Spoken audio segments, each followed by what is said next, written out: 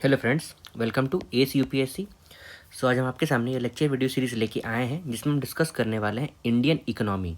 देखो, Indian economy हम लोग बेसिकली डिस्कस करने वाले हैं लूसेंट की किताब से। ठीक है, देखो, अगर मैं लूसेंट की किताब से कह रहा हूँ इसका मतलब ये नहीं है कि सिर्फ मैं इकोनॉमिकल टर्म्स ही डिफाइन करूँगा।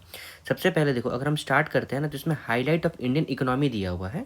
तो इंडियन इकोनॉमी के हाईलाइट में ना इसमें बहुत सारा ऐसा चीज़ दिया हुआ है, जैसे रियल बजट, रियल जीडीपी हो गया, फाइनेंशियल एस्टिमेट हो गया, रिवाइज एस्टिमेट हो गया। रियल जीडीपी का जो मान लो रिसेंट वाला टर्म्स होगा ना, जैसे देखो ये बुक जो है ना मैंने न्यू ही लिया है, लेकिन ये फाइनेंशियल ईयर 2024-25 का दिया हुआ है, लेकिन मैंने इसमें सारा डेटा 2026-27 का इंक्लूड कर दिया है। तो बेसिकली अगर आप इसको देखोगे ना, इस लेक्चर वीडियो सीरीज़ को, तो आपका एज इन बजट वाला सेक्शन जो है ना, बजट हो गया और इकोनॉमिक सर्वे हो गया, दोनों आपका एज इन क्लियर हो जाएगा। ठीक है, इकोनॉमिक सर्वे बजट आपका अगर मान लो क्लियर हो जाता है, तो साथ ही साथ अगर बहुत देखो इसमें ना क्वार्टरली एस्टिमेट दे दिया है, इंडस्ट्रियल ग्रोथ दे दिया है, तो इसमें इतना सारा जो डेटा है ना, इसका देखो आपको ज़रूरत ही नहीं है। ठीक है, अगर जो आपको ज़रूरत रहेगा वो मैंने यहाँ पे एक पेज इंक्लूड करके, नॉमिनल जीडीपी क्या होता है, उसके बाद फिर यहाँ पे रियल जीडीपी क्या होता है, रियल जीडीपी क्या होता है, नॉमिनल जीडीपी क्या होता है, बजट एस्टिमेट होता है, जीडीपी, जीवीए। ठीक है, इंक्लूड मैंने कर दिया है क्योंकि देखो जीएनपी भी इंक्लूड कर दिया, क्योंकि देखो सिर्फ इकोनॉमिक्स का ये लूसेंट पढ़ने से तो नहीं ना होगा, आपको ना एज इन थोड़ा थोड़ा नॉलेज होना चाहिए। देखो डिटेल इकोनॉमिक्स का नॉलेज ना बहुत मुश्किल है। ठीक है, ये एक बहुत टेक्निकल सब्जेक्ट है,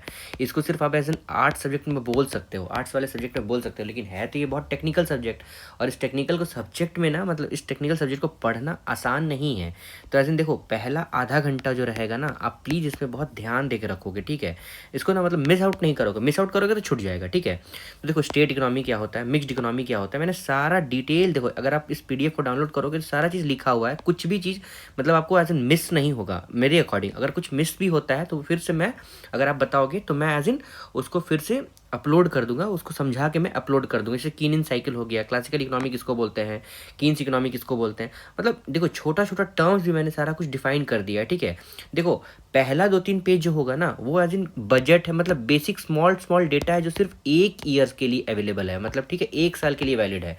आपको मैं समझा सारा दूंगा, लेकिन आपको ना खुद से फिर से इंक्लूड करना होगा। ठीक है, खुद से आप इंक्लूड कैसे करोगे, तो खुद से इंक्लूड आप करोगे एज इन उसमें, अगर मान लो अभी इस आप 2026 में इसको देख रहे हो, ठीक है, तो 2026 में देख रहे हो, 2026 में तो सारा डेटा इसमें दिया हुआ है, जीडीपी ग्रोथ कितना होता है, नॉमिनल जीडीपी कितना है, फिजिकल डेफिसिट कितना है, ये सब सारा तो इसमें दिया हुआ है। ठीक है, लेकिन अगर मान लो 28 में देख रहे हो, ये वीडियो तो हमेशा के लिए रह जाएगा, या फिर 29-30 जब भी देख रहे हो, तो देखो सारा बेसिक टर्म्स वही रहेगा, बस आपको उसमें ना जीडीपी ग्रोथ, उसके बाद नॉमिनल जीडीपी और फिजिकल डेफिसिट, ये सब जो टर्म्स है ना वो सब आपको उसमें ऐड कर लेना है, बाकी सारा टर्म्स वैसे ही रहेगा, कुछ भी आपको चेंज करने की जरूरत नहीं पड़ेगा।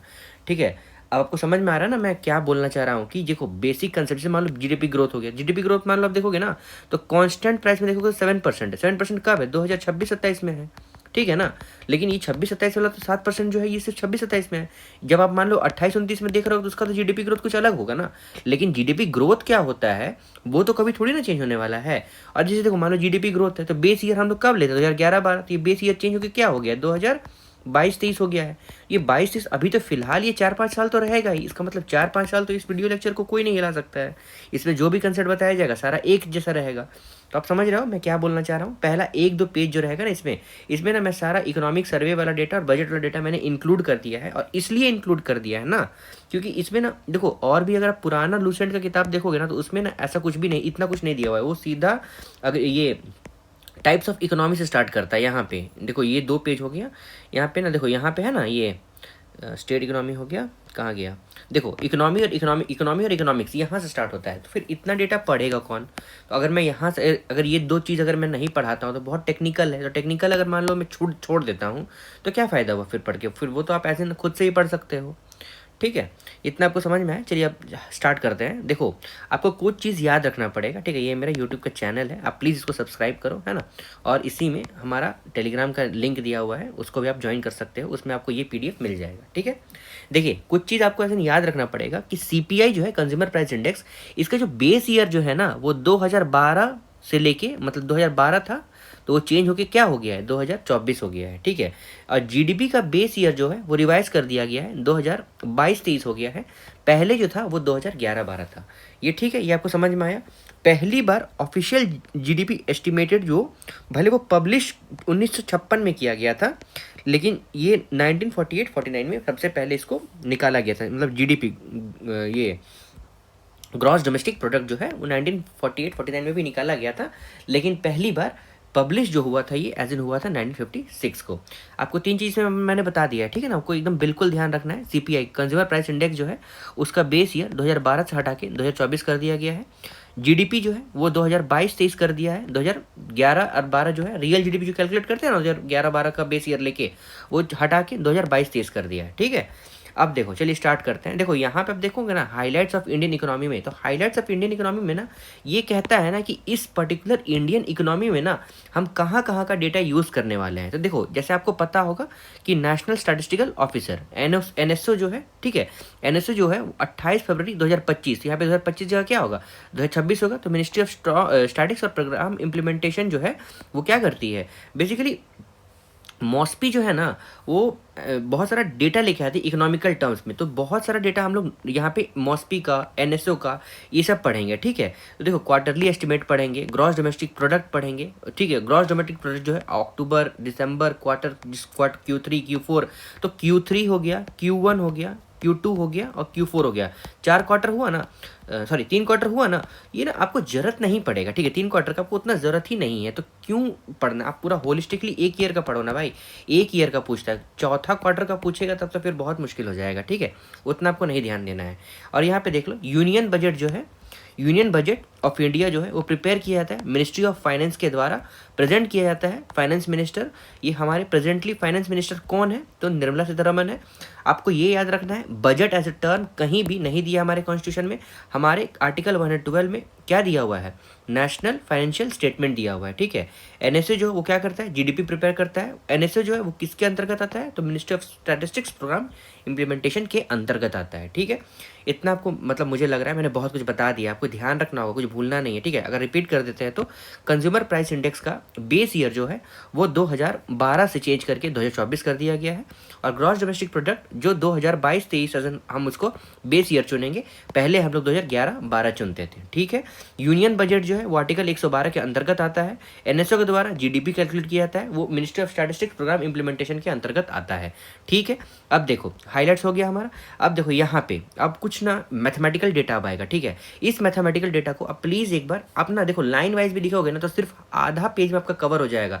और ये आधा पेज ना एक एक दो घंटा के वीडियो लेक्चर में बताया गया है, ठीक है, जो उतना काम है ही नहीं। क्यों उतना जानना है, जो आपको जीडीपी हो गया, करंट प्राइस हो गया, नॉमिनल प्राइस हो गया, बाकी देखो सारा कंसेप्ट है। रियल जीडीपी क्या होता है और नॉमिनल जीडीपी क्या होता है, उसका अगर आप नंबर जान जाओगे तो क्या ही कर लोगे। अगर उसके बारे में आपको पता ही नहीं है तो क्या फ़ायदा हुआ। तो उसके बारे में अभी हम लोग देख लेंगे, ठीक है। देखो सबसे पहले देखते हैं रियल जीडीपी। रियल जीडीपी जो है ना वो एज इन एस्टिमेट किया गया कितना, 7.4% फाइनेंशियल ईयर 2026-27 के लिए, ठीक है। फाइनेंशियल ईयर 2026-27 के लिए रियल जीडीपी जो है वो कितना है, 7.4%। वही नॉमिनल जीडीपी कितना है, वो 10.5% है, ठीक है। तो अब देखो, अब हमारा क्या एज इन मतलब सबसे मोस्ट इंपॉर्टेंट काम क्या होता है कि हम लोग रियल जीडीपी और नॉमिनल जीडीपी के बारे में पता कर लें। तो चलो देखो थोड़ा ध्यान से देखना है, ठीक है। देखो मान लो यहाँ पे एग्जाम्पल के तरीके से मैं समझाता हूँ। मान लो एक तो बॉक्स ले लिया, ठीक है। बॉक्स का मान लो अगर यहाँ पे हम प्राइस देखते हैं, मान लो 2010 में उस बॉक्स को हमने लिया तो उसका दाम था 5 रुपये, ठीक है। फिर 2011 में हम लोगों ने लिया तो उसका दाम था 6 रुपये। और 2012 में जब हमने उसको लिया तो उसका दाम था 10 रुपये। तो 2010 में जब हम लोगों ने लिया था ना, तो अगर मान लो 20 बॉक्स लेते हैं तो उसका दाम कितना होता है, 100 रुपया हो जाता है। वहीं पे अगर 19 बॉक्स लेते हैं 6 रुपये के भाव से 2011 में, तो कितना होता है, 114 रुपीज़ होता है। And if you are taking 15 boxes of worth ₹10 पर बॉक्सेस, तो उसका दाम कितना हो जाएगा, 150 रुपीज़ हो जाएगा। तो देखो 2010 में हमने कितना खर्चा किया, 100 रुपया। 2011 में हम लोग कितना खर्चा किया, 14 रुपया। और 2012 में कितना खर्चा किया, 150 रुपया, ठीक है। तो इसका मतलब ये क्या रहा है कि जैसे जैसे ईयर बढ़ रहा है ना, तो हमारे पॉकेट से ज़्यादा खर्चा होते जा रहा है। तो इसका मतलब ये थोड़ी है कि जीडीपी जो है ये इसी को देखो, ये जो बढ़ता जा रहा है ना पैसा, इसी को हम लोग nominal GDP of a country बोलते हैं, वो जो इंक्रीज होता जाता है। इसका मतलब ये थोड़ी, देखो नॉमिनल जीडीपी ना आपकी कंट्री के कैपेसिटी को कभी नहीं सही से बता पाएगा, ये बहुत मुश्किल है, ठीक है। क्योंकि देखो आप एक चीज़ ध्यान दो, देखो पहले हम लोगों ने कितना बॉक्स खरीदा था, मतलब देखो पहले 19 बॉक्स खरीदा था, उसके पहले कितना बॉक्स खरीदा था, 20 बॉक्स खरीदा था, लेकिन देखो क्वांटिटी तो घट रहा है ना, महंगाई इधर बढ़ते जा रही है, तो वो बता एज इन रहा है कि 150 से 150 हम लोग ने खर्चा करने का कैपेसिटी हो गया है। लेकिन ये कौन बताएगा कि पहले हम लोग जो है 15 बॉक्स खरीदते थे, लेकिन अब हम लोग ने 20 बॉक्स खरीदा है। तो ये हो गया आपका नॉमिनल जीडीपी, ठीक है। अब चलो देखो रियल जीडीपी किसको बोलते हैं। देखो रियल जीडीपी में हुआ क्या कि 2011-12 का हम लोगों ने क्या किया, एज इन फिक्स कर लिया इसको एज इन बेस ईयर, इसको हम लोग क्या बोलते हैं, बेस ईयर बोलते हैं, ठीक है। देखो अगर बेस ईयर बोल रहे हैं रियल जीडीपी में, तो देखो मान लो प्राइस जो है क्या है 2011-12 में, देखो प्राइस जो है ना मान लो 11-12 बोल रहा है, ठीक है। एज इन अभी हम लोग मानते हैं यहाँ पे अपना बेस ईयर 2010 को मानो, ठीक है। मतलब मैं समझाने के लिए बोल रहा हूँ कि मान लो अब बेस ईयर जो है ना 2010 को मान लो, ठीक है। Here you consider the base year as a 2010, right. अब देखो 2010 में कितना दाम है, देखो प्राइस कितना है, 5 रुपये है, ठीक है। देखो 5 रुपये मान लो है, और हम लोग क्वांटिटी कितना खरीद रहे हैं, 20 ठो, ठीक है। तो 20 रुपये के हिसाब से 100 रुपये भाव हुआ। उसके बाद फिर से देखो यहाँ पे 2011 में देखो हम लोग प्राइस कितना है 2010 के हिसाब से 5 रुपये है, लेकिन हम लोग 2011 में खरीद कितना रहे हैं, 19 टू, अब यहाँ पे 19 लिख दिए। फिर 2012 में हम लोग कितना बॉक्स खरीद रहे हैं, 15 बॉक्स खरीद रहे हैं 5 रुपये के भाव से। तो देखो पहले हम लोग कितना दम था हम लोग खर्चा करने का, 100 रुपया। उसके बाद हम लोग को कितना दम हो गया, 95 रुपया। उसके बाद हम लोग का कितना दम हो गया, 75 रुपया। मतलब इससे क्या पता चलता है कि हमारा जो खरीदने का कैपेसिटी जो है ना यहाँ पे ओवर ईयर, खरीदने की कैपेसिटी है वो घटता जा रहा है।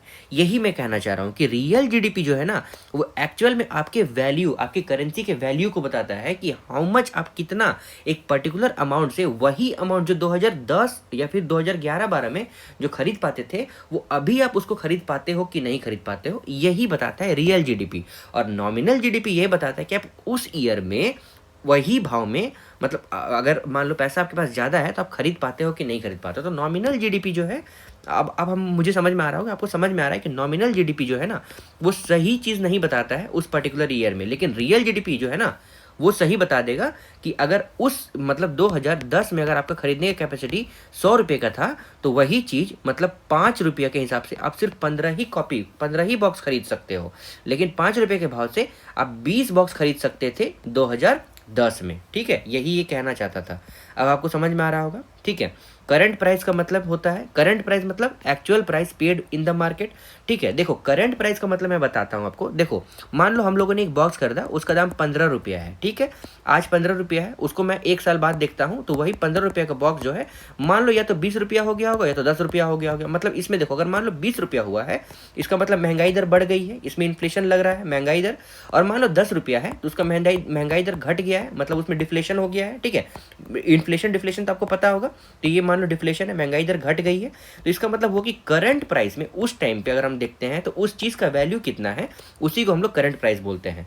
और रियल जीडीपी का मतलब क्या होता है, value of all the goods and services, ठीक है। ये मैं आपको बाद में समझाता हूँ। आपको ये समझ में आया ना, नॉमिनल जीडीपी किसको बोलते हैं, रियल जीडीपी किसको बोलते हैं, करंट प्राइस किसको बोलते हैं। चलिए देखिए ये कुछ टर्म समझाना बहुत जरूरी है, नहीं समझाएंगे तो कोई फायदा नहीं है फिर पढ़ाने का, ठीक है। देखो यहाँ पे आपको ये पता चल गया रियल जीडीपी जो है वो कितना है, 7.4% है फाइनेंशियल 2026 में। उसके बाद फिर अगर मान लो नॉमिनल जीडीपी देख लो तो ये लिख लो आप, है ना, ये इंपॉर्टेंट है 2026 के लिए। तो अगर मान लो नॉमिनल जीडीपी देखते हैं तो 10.5% है 2026-27 के हिसाब से, ठीक है। रिवाइज्ड एस्टिमेट देखोगे तो रिवाइज्ड एस्टिमेट में आपको ये याद रखना है ग्रोथ जो है 2026-27 में 10% के हिसाब से हुआ है, ठीक है। वहीं पे आप अगर देखोगे यहाँ पे देखो लिखा हुआ है रिवाइज्ड एस्टिमेट जीडीपी जो है वो ग्रोथ हुआ है फाइनेंशियल ईयर कौन सा, 2026-27 में। जो देखोगे तो हाईएस्ट प्रीवियस 12 ईयर में यहाँ पे हो जाएगा, क्योंकि देखो पहले जितना था वही 10 साल में इतना ज़्यादा देखा गया था, तो इस बार तो इतना मैक्सिमम देखा ही जाएगा ना। देखो which is highest in previous 12 year, ठीक है, फॉर द फाइनेंशियल ईयर 2021-22। अब इसको यही रहने दो, ठीक है। अब देखो यहाँ पे आगे देखते हैं रियल जीडीपी मैंने आपको बताया रियल जीडीपी का एस्टिमेटेड ग्रोथ कितना है, तो 10% है, कितना है 10% इन 2026-27, ठीक है। रियल जीडीपी कितना है, नहीं रियल जीडीपी जो है ना 7% है, ठीक है। रियल जीडीपी जो है यहाँ पे Q3 के लिए 10% है, ऐसे अगर आप देखोगे तो कितना है 7% है, ठीक है। कितना है 7% है, ठीक है। रुको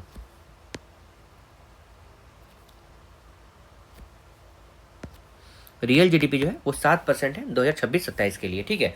अब देखो ग्रोथ रेट जो है नॉमिनल जीडीपी, तो नॉमिनल जीडीपी आप Q3 के लिए मत लो, नॉर्मली ले लोगे तो कितना है 10.5%, ठीक है, कितना है 10.5%। अब आपको इतना समझ में आ रहा होगा। अब देखो कंस्ट्रक्शन सेक्टर का देख लोगे, देखो अगर यहाँ पे देखते हैं प्राइवेट फाइनल कंजप्शन एक्सपेंडिचर, इसका मतलब एज इन डेटा अगर आप नेट में देखोगे ना तो इतना डिटेलिंग्स में कोई फ़ायदा नहीं है जान के, ठीक है, आपको पता चल जाएगा ये 7% है, लेकिन ठीक है कोई बात नहीं, आपको नहीं जानना है। फाइनल कंजप्शन मतलब एक्सपेंडिचर, हम कितना खर्चा करने के काबिल हैं वो ये बता रहा है, ठीक है। प्राइवेट फाइनल कंजप्शन एक्सपेंडिचर के लिए बता रहा है 7% हम लोग हैं, ठीक है। अब देखो इस सारा पेज में मैं सारा चीज़ तो कोई फ़ायदा नहीं है ना डिफाइन करके, या फिर सारा चीज़ थोड़ी बताने का लिए। देखो रियल जीडीपी मैंने बता दिया, जीडीपी जो है कांस्टेंट प्राइस जो है एस्टिमेट किया गया है कितना 187.95, ये इतना आपको ज़रूरत नहीं है, ठीक है। क्वार्टरली एस्टिमेट भी आपको वो भी नहीं जानना है। इंडस्ट्रियल ग्रोथ जो है मान लो तो इंडस्ट्रियल ग्रोथ Q4 का बता रहा है, तो क्यों जानना है इंडस्ट्रियल ग्रोथ Q4 का, ठीक है। नॉर्मली बस आप ऐसे ध्यान में रखो कि इंडस्ट्रियल ग्रोथ कुछ होता होगा, ठीक है। अगर देखिए और आगे आते हैं यहाँ पे, मान लो देखो क्रिटिकल एनालिसिस देखते हैं, ठीक है। क्रिटिकल एनालिसिस एंड एक्सप्लेनेशन, देखो इसमें कुछ है नहीं बताने के लिए, ठीक है। देखो खाली मैथमेटिकल टर्म्स है, तो इसमें कुछ कंसेप्ट रहेगा तभी तो, कंसेप्ट रहेगा तो मैं बता दूंगा, ठीक है। और भी बहुत कुछ बताना है, जीएनपी बताना है, जीवीए बताना है, जीडीपी बताना है, जीडीपी डिफ्लेटर बताना है, ठीक है। ये सब सारा कुछ बता देंगे, ऐसा कुछ भी नहीं छोड़ने वाले हैं। देखो मान लो क्रिटिकल एनालिसिस करते हैं और एक्सप्लेनेशन करते हैं कि द लेटेस्ट इकोनॉमिक डेटा जो क्या शो करता है, तो देखो ये भी तो पुराना ही डेटा शो कर रहा है ना। तो देखो बस आपको इतना याद रखना है कि इकोनॉमिक डेटा जो है किसके द्वारा प्रिपेयर किया जाता है, तो ministry of statistics and programme implementation release करता है 2 interrelated data set, India का नेशनल इनकम और साइज ऑफ इकोनॉमी, ठीक है। नेशनल इनकम और साइज ऑफ इकोनॉमी कौन बताता है, मिनिस्ट्री ऑफ स्टैटिस्टिक्स और प्रोग्राम इम्प्लीमेंटेशन, ठीक है। अब देखो कैसे नेशनल इनकम जो है ना वो कैसे मेज़र किया जाता है। देखो अब यहाँ से आपका मेन इकोनॉमिक टर्म जो है वो स्टार्ट होते जा रहा है कि नेशनल इनकम जो है वो एज इन कैसे मेज़र किया जाता है। तो जीडीपी के हिसाब से देखते हैं, तो ग्रॉस डोमेस्टिक प्रोडक्ट जो है वो कैलकुलेट किया जाता है कैसे। तो देखो अगर मैं पहले ही अगर आपको समझा दूँ यहाँ पे, सबसे पहले अगर आप यहाँ आ जाओ तो देखो जीडीपी जो है बेसिकली ये रिप्रेजेंट करता है टोटल अमाउंट ऑफ गुड्स जो है, या फिर टोटल अमाउंट ऑफ गुड्स और सर्विसेज जो है वो आपके कंट्री के अंदर एक पर्टिकुलर स्टेट के अंदर अगर मान लो बाउंड्री ऑफ योर कंट्री अगर प्रोड्यूस किया जाता है तो उस दैट फाइनेंशियल ईयर में, ठीक है, फाइनेंशियल ईयर में, ठीक है, मतलब 31 मार्च के बाद अप्रैल से लेके 31 मार्च तक, ठीक है, तो उसको आप लोग जीडीपी बोलोगे। तो फिर से पढ़ते हैं, ये total amount of goods and services जो प्रोड्यूस किया था with in a country with in a financial year, उसको हम लोग जीडीपी बोलते हैं, ठीक है।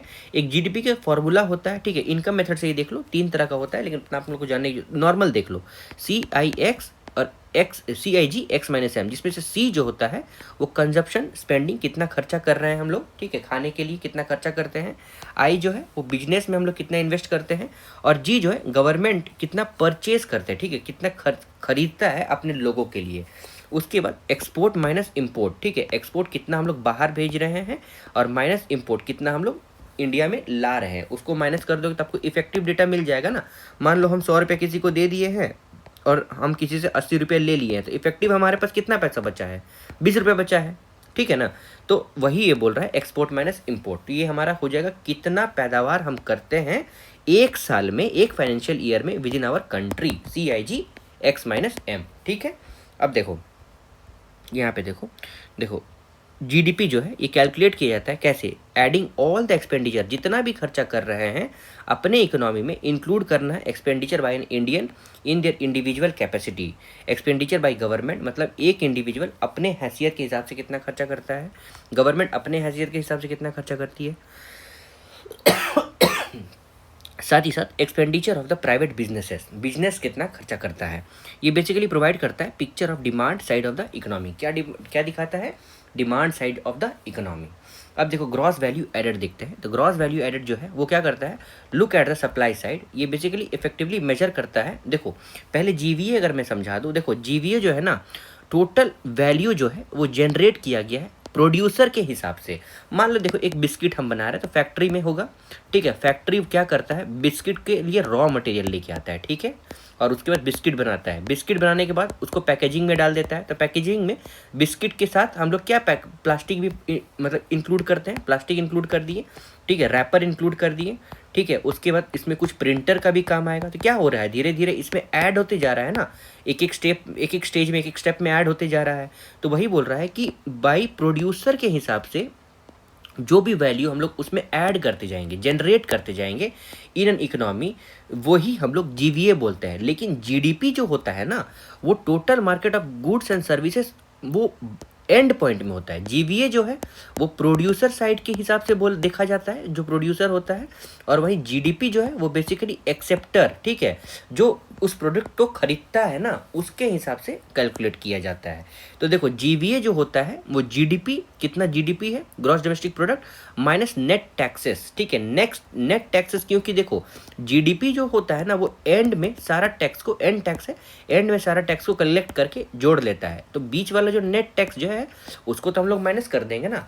वहीं पे जीडीपी क्या होता है, तो जीवीए ग्रॉस वैल्यू एडेड, ठीक है, प्लस टैक्स कितना लगा है माइनस सब्सिडी। अगर कुछ प्रोडक्ट में सब्सिडी लगा है तो उसको हम लोग माइनस कर देंगे, ठीक है।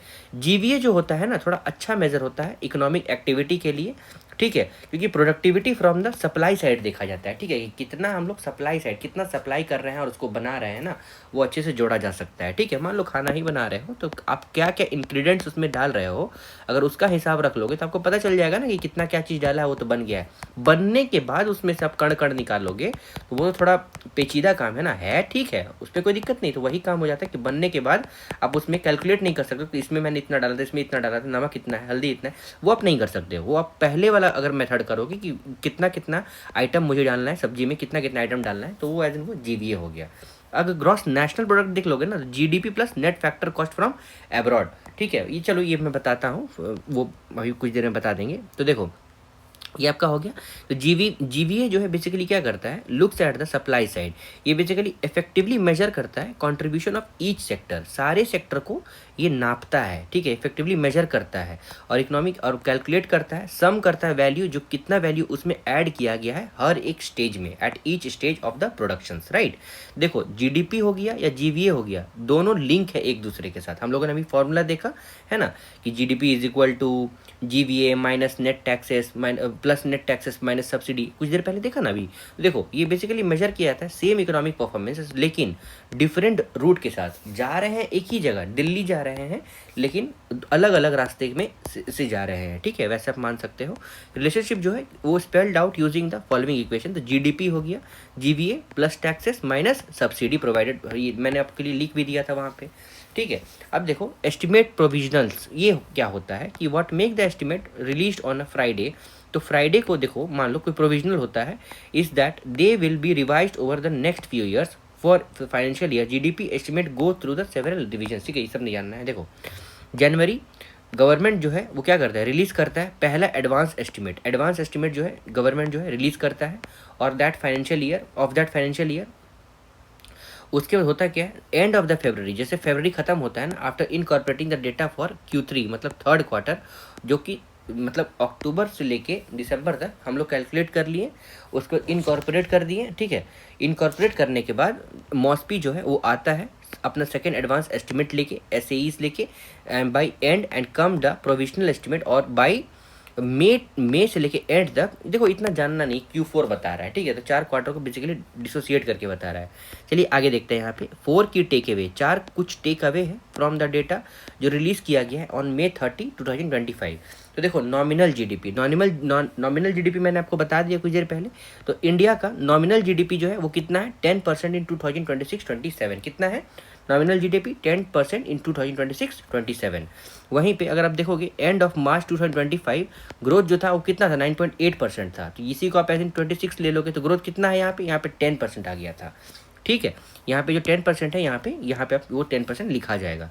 उसके बाद देखो रियल जीडीपी तो मैंने आपको बताया कितना है फाइनेंशियल ईयर में, तो 7% है। तो इंडिया का रियल जीडीपी जो है वो 7% के हिसाब से है।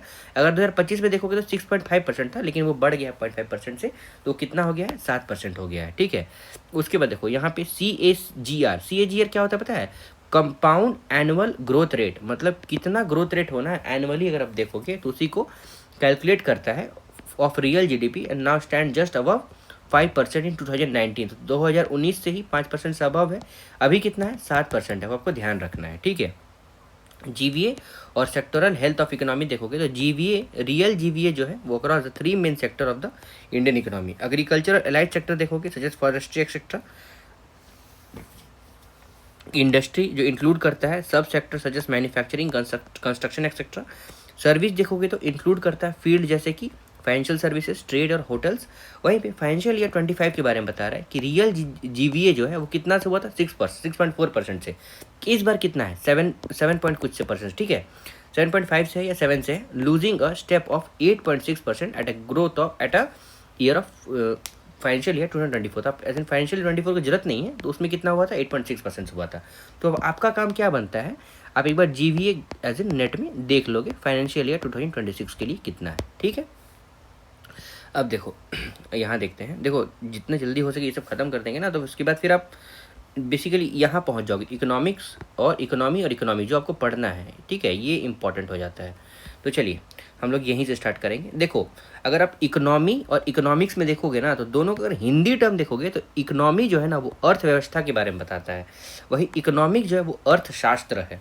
इकोनॉमिक जो है वो ऐसा शास्त्र है जो आपके अर्थव्यवस्था को डिज़ाइन करेगा कि आप क्या करना चाहते हो। It actually designs how your economy is going to run, ठीक है, how you are dealing with your economy, मतलब आप अपने पैसे को, अपने कंट्री के पैसे को कैसे मैनेज करोगे, ये बेसिकली इकोनॉमिक्स बताता है। इकोनॉमिक्स क्या है, अर्थशास्त्र है। ये वैसा ब्रांच ऑफ नॉलेज है जो कंसर्न है विद प्रोडक्शन, कंजप्शन और transfer of wealth.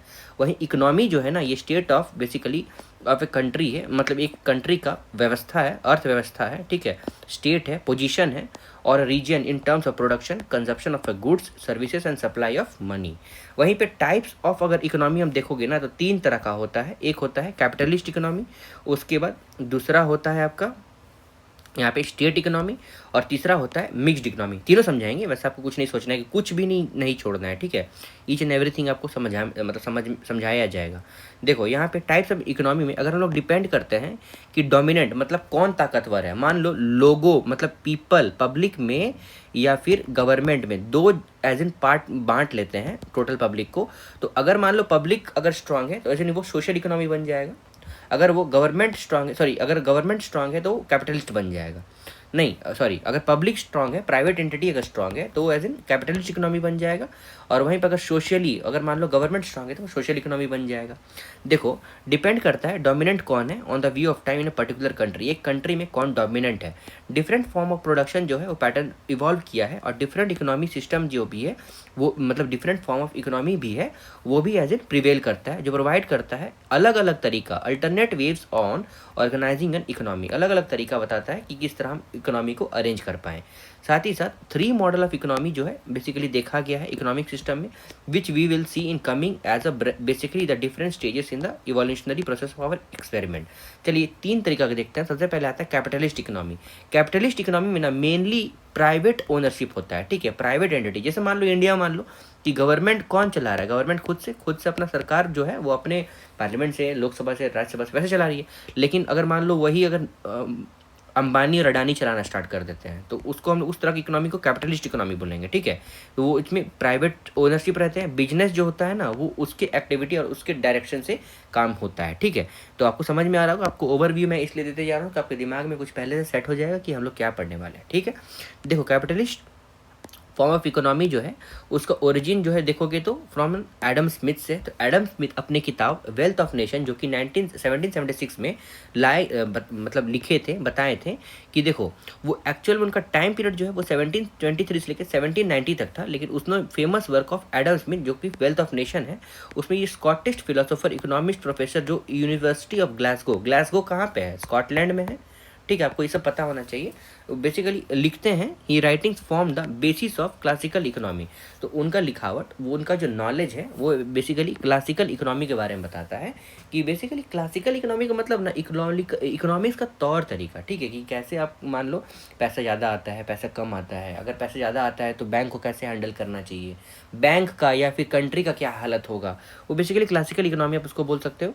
State certain fine ideas and which were to take the fancy among some of the western countries and finally capitalism took place, और capitalism basically आया। तो आपको इससे क्या पता चलता है कि एडम स्मिथ की किताब में वेल्थ ऑफ नेशन है, उसमें बहुत सारा ऐसा आइडिया दिया गया है जो कैपिटलिस्ट इकोनॉमी को बढ़ावा देता है।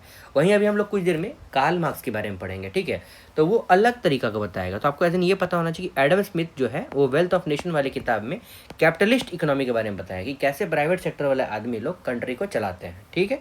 वहीं पर स्मिथ जो है वो क्या करते हैं, अपना वॉइस रेज करते हैं, Adam Smith, against the heavy handed government regulations of commerce and industry, मतलब गवर्नमेंट के जितने भी रूल्स एंड रेगुलेशंस है ना उसके खिलाफ एज इन एडम स्मिथ जो है अपना आवाज़ उठाते थे of the time, which did not allow the economy to trap its full economic worth and reach the level of well-being, stressing divisions of labor and environment of laissez-faire non-interference by the government. He proposed, उन्होंने propose किया कि invisible hand of market forces price mechanism will bring, मतलब क्या करेगा, bring the state equilibrium in economy and general wellbeings, मतलब यहाँ ये कहना चाहता है ना कि division of labours and environment and leisure, मतलब non interference by the government, मतलब गवर्नमेंट का कोई अगर हस्तक्षेप इकोनॉमी में नहीं रहेगा तो स्टेबिलिटी लेके आएगा, ठीक है, will bring the state of equilibrium लेके आएगा इकोनॉमी में, ठीक है, और जनरल वेलबिंग ऑफ कंट्रीमैन को आराम रहेगा, मतलब जितने भी पब्लिक इंसान जो कंट्री में रहते हैं ना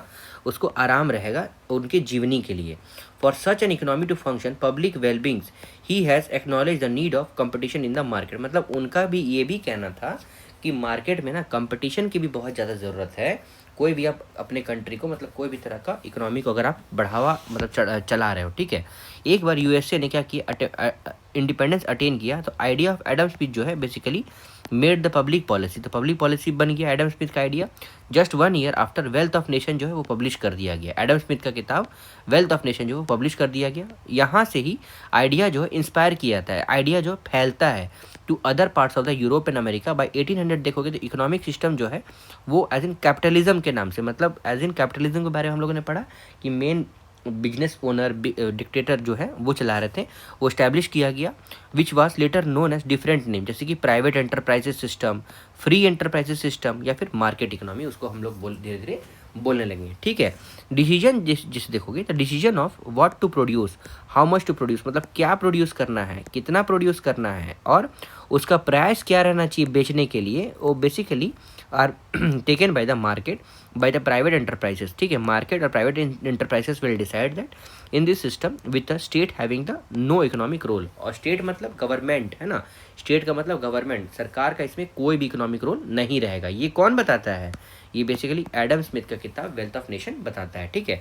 एडम स्मिथ देखो बहुत पॉपुलर इंसान है, ठीक है, मतलब वेल्थ ऑफ नेशंस मतलब इकोनॉमी में उनका बहुत ज़्यादा रोल रहा है। देखो अगर हम लोग कीनीस देखोगे तो कीनीस जो है ये कौन है, देखो इनका पूरा नाम ना देखो मैंने यहाँ लिख दिया है, जॉन माइनार्ड कीनीस है, ठीक है। इनका भी दो तरह का थ्योरी है, एग्रीगेट डिमांड प्राइस और दूसरा क्या है, aggregate supply price. Aggregate demand price क्या बोलता है पता है, कि जैसे ही डिमांड बढ़ेगा सेल बढ़ेगा, सेल बढ़ने से एम्प्लॉयमेंट बढ़ेगा, ये सारा जो है वो एक साथ डायरेक्टली प्रोपोर्शनल है। इनकम और एम्प्लॉयमेंट के बारे में बताता है कि जितना ज़्यादा आप मतलब जितना एम्प्लॉयमेंट दोगे उतना इनकम बढ़ेगा। तो ऑर्गेनाइजेशन जो है देखोगे तो ऑर्गेनाइजेशन क्या करता है, एक्सेप्ट करता है to receive by sale of the product, तो revive by the sale of product, तो जितना ज़्यादा सेल होगा प्रोडक्ट का ऑर्गेनाइजेशन जो है या कंट्री जो है वो उतना ज़्यादा रिवाइव करेगा, उतना ज़्यादा उन्नति की ओर जाएगा। जितना उन्नति की ओर जाएगा मतलब जितना डिमांड बढ़ेगा उतना उन्नति की ओर जाएगा, जितना उन्नति की ओर जाएगा ना उतना सेल बढ़ेगा और उतना एम्प्लॉयमेंट जनरेशन होगा। ये हो गया, देखो आपको दोनों थोड़ा सा ध्यान रखना है। एग्रीगेट डिमांड प्राइस हो गया। एग्रीगेट सप्लाई प्राइस का मतलब क्या होता है पता है, देखो जितना भी आप देखोगे एग्रीगेट सप्लाई प्राइस अगर बताते हो मतलब सप्लाई का प्राइस बढ़ाते हो तो एम्प्लॉयमेंट भी जनरेट होगा मतलब बढ़ेगा।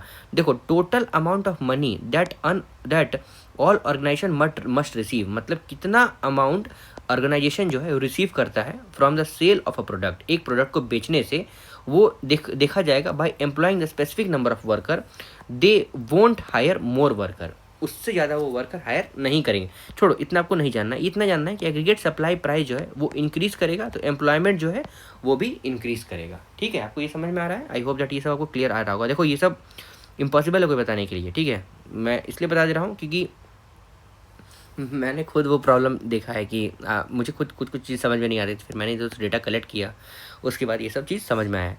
देखो क्लासिकल इकोनॉमी का मतलब क्या होता है, देखो क्लास दो तरह का इकोनॉमी मान लो। देखो यहाँ पे हम लोग ने कीन्स इकोनॉमी देख लिया कि बेसिकली जो डिपेंड किस में करता है, इनकम और लेबर में। वही देखो गवर्नमेंट जो है उसका इंटरवेंशन जो है वो जरूरी है, शॉर्ट मतलब जरूरी है इकोनॉमी को चलाने के लिए। वहीं क्लासिकल इकोनॉमी क्या कहता है कि गवर्नमेंट का इंटरवेंशन, गवर्नमेंट का हस्तक्षेप जो है वो जरूरी नहीं है। और ये बेसिकली क्लासिकल इकोनॉमी जो है ना वो लॉन्ग टर्म प्रोसेस है जो अपने खुद से वो रिवाइव कर जाएगा। वहीं शॉर्ट टर्म प्रोसेस है कीन्स इकोनॉमी, ठीक है। कीन्स इकोनॉमी जो है, कीनियंस इकोनॉमी, वो एक शॉर्ट टर्म प्रोसेस है, ठीक है। आपको इतना समझ में आ रहा है ना। अब देखो स्टेट इकोनॉमी, जैसे देखो यहाँ पे हम लोगों ने क्या पढ़ा, यहाँ पे कैपिटलिस्ट इकोनॉमी पढ़ लिया एक तरीका का। अब दूसरा हम लोग पढ़ेंगे स्टेट इकोनॉमी। तो स्टेट इकोनॉमी जो है बेसिकली वो गवर्नमेंट का ओनरशिप है, ठीक है। वहीं पे अगर देखोगे स्टेट इकोनॉमी को ना दो भाग में बांट दिया है, एक है सोशलिस्ट इकोनॉमी, ठीक है, और दूसरा को है क्या है, कम्युनिस्ट इकोनॉमी। सोशलिस्ट इकोनॉमी जैसे कि कौन सा है, तो सोशलिस्ट इकोनॉमी मतलब गवर्नमेंट का ओनरशिप होता है, और कम्युनिस्ट इकोनॉमी जो है प्राइवेट ओनरशिप होता है, ठीक है। प्राइवेट ओनरशिप में अभी हम लोगों ने कुछ देर पहले किसको पढ़ा, प्राइवेट ओनरशिप में अभी हम लोगों ने जस्ट पढ़ा कैपिटलिस्ट इकोनॉमी को। चलिए एक एक करके फिर से देखते हैं। तो कैपिटलिस्ट इकोनॉमी हमारा हो गया है। देखो स्टेट इकोनॉमी जो है वो रूटेड है आइडिया अपना हिस्टोरिकल चेंजेस जो प्रपोज किया गया था जर्मन फिलोसोफर कार्ल मार्क्स के द्वारा स्टेट इकोनॉमी के बारे में, मतलब गवर्नमेंट जो है वो मालिक होना चाहिए, वो कार्ल मार्क्स के द्वारा बोला गया है, ठीक है। इनका टाइम पीरियड रहा है 1818 से लेके 1888 1883 तक। More specifically this kind of economy जो है वो बेसिकली सिस्टम है फर्स्ट केम अप इन अर्न्स्वाइल्स USSR after the Bolshevik revolution. तो एक बोल्शेविक रिवॉल्यूशन हुआ था 1917 के बाद, उनके बाद ये आइडिया आया and got this ideal shape in people's Republic of China in 1949, ठीक है। देखो फॉर्म ऑफ इकोनॉमिक सिस्टम देखोगे ना आप, ये मतलब ये स्टेट इकोनॉमी वाला this form of economic system अगर आप देखोगे ये स्प्रेड किया है to other countries in eastern Europe, ठीक है, स्टेट इकोनॉमी वाला। Here we see the two version. तो स्टेट इकोनॉमी को दो वर्जन में देखा है हम लोगों ने। एक जो स्टेट इकोनॉमी जो है इन ऑल्स वाइज यूएसएसआर, ठीक है, ये सोवियत यूनियन में देखा गया, उसको हम लोग सोशलिस्ट इकोनॉमी बोलते हैं। और एक चाइना में देखा गया जिसको हम लोग कम्युनिस्ट इकोनॉमी बोलते हैं। यूएसएसआर में जो था वो सोशलिस्ट इकोनॉमी था। सोशलिस्ट इकोनॉमी का मतलब क्या रहता था, गवर्नमेंट एज एन ओनर है। वहीं पे एज एन चाइना वाला जो कम्युनिस्ट इकोनॉमी है वो एज एन उसमें प्राइवेट सेक्टर ओनरशिप है। सोशलिस्ट इकोनॉमी जो इम्फेसिस करता है collective ownership bye means of production, ठीक है, कलेक्टिव रहना चाहिए, मतलब सबका साथ सबका विकास वाला सिस्टम होना चाहिए, है ना, property and assets. And it also ascribed a large role of the state in running the economy। वहीं पे कम्युनिस्ट इकोनॉमी जो है वो एडवोकेट करता था स्टेट का ओनरशिप, मतलब मालिक हम ही हैं, ठीक है, as in private entity is the king over there and all the properties including the labour and absolute power तो state is running the economy. तो एब्सोल्यूट पावर जो है वहाँ पर रहेगा एज इन कैपिटलिस्ट क्लास का, और वही एज इन इकोनॉमी को रन करेगा। दो फॉर कार्ल मार्क्स जो है वो सोशलिज्म जो है वो उसका ट्रांजिशनल स्टेज था to the communism. It never did happen in reality, लेकिन वो एसेंस कभी हुआ नहीं, ठीक है, आपको इतना जानना नहीं है ना। देखो मिक्स्ड इकोनॉमी देख लेते हैं। तो ये बेसिकली कंबाइन करता है प्राइवेट और गवर्नमेंट को। ये बिलीव है in self correcting quality of market और invisible hands of Adam Smith, मतलब दोनों quality self correcting qualities of market भी है और invisible hand of Adam Smith भी है, जो बेसिकली मेजर सेटबैक देता है of early 20th century during the great depression in 1929। एक बार ग्रेट डिप्रेशन आया था। ग्रेट डिप्रेशन का मतलब आपको समझ में आ रहा है, जब बहुत ज़्यादा मंदी छा गई थी मार्केट में, ठीक है, महंगाई दर बहुत ज़्यादा था, लोगों के पास पैसा नहीं था, है ना, तो उसी को हम लोग एज इन ग्रेट डिप्रेशन बोलते हैं। महंगाई दर को बहुत ज़्यादा बढ़ जाता है जब। इम्पैक्ट ऑफ डिप्रेशन देखोगे, जैसे देखो अभी प्रेजेंट सिचुएशन में ईरान में इतना यूएसए में लड़ाई झगड़ा चल रहा है, इसराइल में, तो मंदी छाई हुई है ना, मतलब एज इन ऑयल का prices, as in gas cylinder का प्राइजेस, वो दे हैव बीन इंक्रीज्ड। तो लोगों के पास उतना पैसा नहीं है, तो लोग उतना खर्च नहीं कर रहे, तो इकोनॉमी चल नहीं रही है। जितने ज़्यादा लोग खर्च करेंगे उतना ज़्यादा इकोनॉमी चलेगा ना, तो वो सिस्टम तभी हो नहीं रहा है, ठीक है।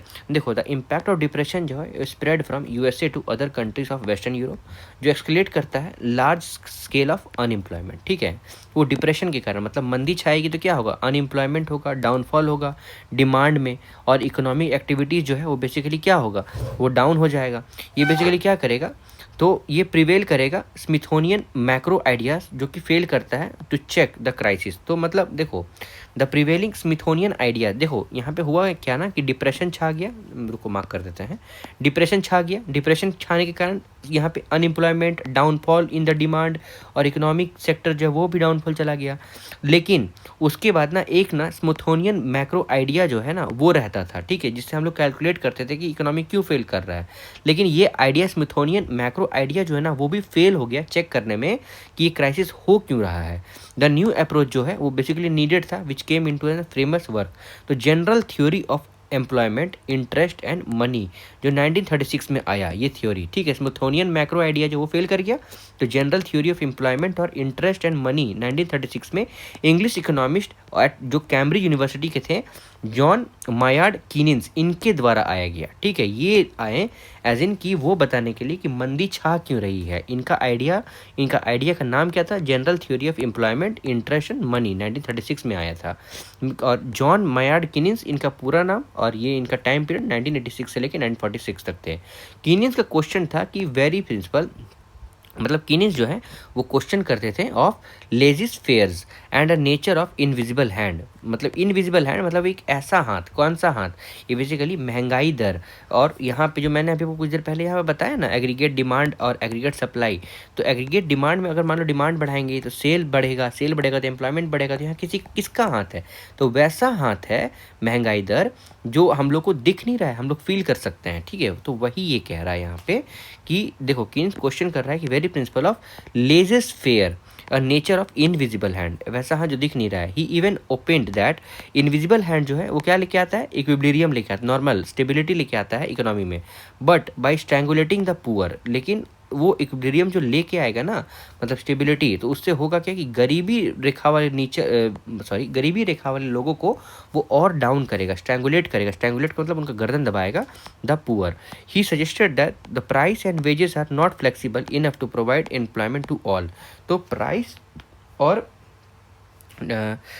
वेज मतलब पैसा देना इतना सफिशिएंट नहीं है कि सभी को हम लोग एम्प्लॉयमेंट दे पाएँ। तो वही इसीलिए यहाँ पे क्या हो जाएगा, स्ट्रैंगुलेशन हो जाएगा पुअर का, गरीब लोग क्या होंगे और गरीब हो जाएंगे अगर उसको नौकरी चाकरी नहीं रहेगा। How will they work, and if they don't work they won't get money, तो वो बेसिकली और गरीब होगा।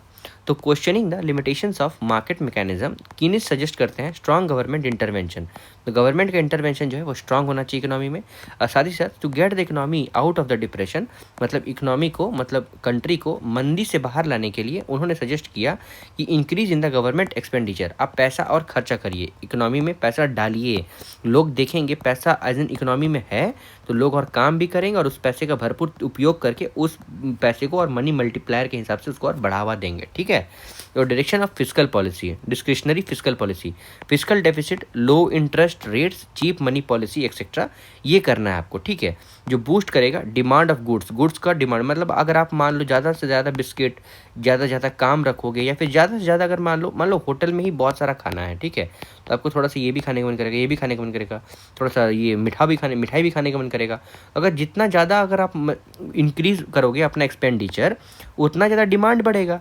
डिमांड अगर बढ़ जाता है तो इकोनॉमी वैसे भी रिवाइव कर जाएगी। तो this is why the reason behind the depression. वहीं पे देखो कीनेस पॉलिसी जो है वो बेसिकली फॉलो किया गया, द कंसर्न इकोनॉमी जो है वो सक्सेसफुली पुल्ड आउट किया गया फ्रॉम ग्रेट डिप्रेशन। तो उस टाइम पे पर्टिकुलर टाइम पीरियड में 90s मतलब अर्ली 90s में, तो ये जो कीनीजियन पॉलिसी जो है ना ये बहुत कामदायक था, जो बेसिकली सक्सेसफुली पुल डाउन करता है ग्रेट डिप्रेशन जो 1830s के टाइम पीरियड में आया था, ठीक है।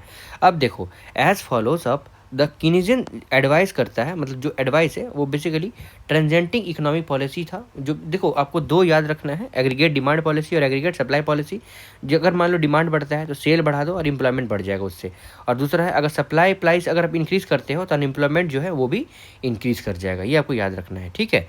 अब देखो एसेंशियल गुड्स एंड सर्विसेज जो है basically which were till date being purchased by the people are private goods, ठीक है, were soon made available by the state free of cost. मतलब देखो एसेंशियल गुड्स और सर्विसेज जो है वो उस टाइम पीरियड तक जो परचेज किया जाता था लोगों के द्वारा वो एज इन फ्री में अवेलेबल, फ्री ऑफ कॉस्ट दिया गया लोगों को। More spare money to create demand for the goods and services which were part of the market. Mixed economy जो है बेसिकली क्या होता है, arrived on this way and the classical capitalist economy जो है वो बेसिकली चैलेंज किया गया था। मिक्स्ड इकोनॉमी इसी तरह आ गया था। ठीक है, आपको समझ में आ रहा है ना।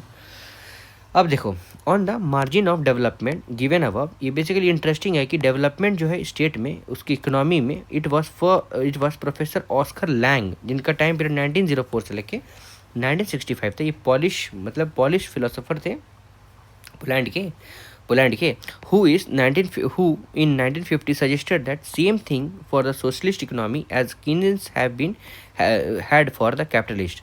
फिर प्रोफेसर लैंग जो है, ये ऑस्कर लैंग, इन्होंने प्रेस किया कि state economy for many of its good things but also suggested inclusion of some of the good things to the capitalist economy. मतलब बेसिकली कैपिटलिस्ट इकोनॉमी के बारे में यहाँ पे बताया जा रहा है।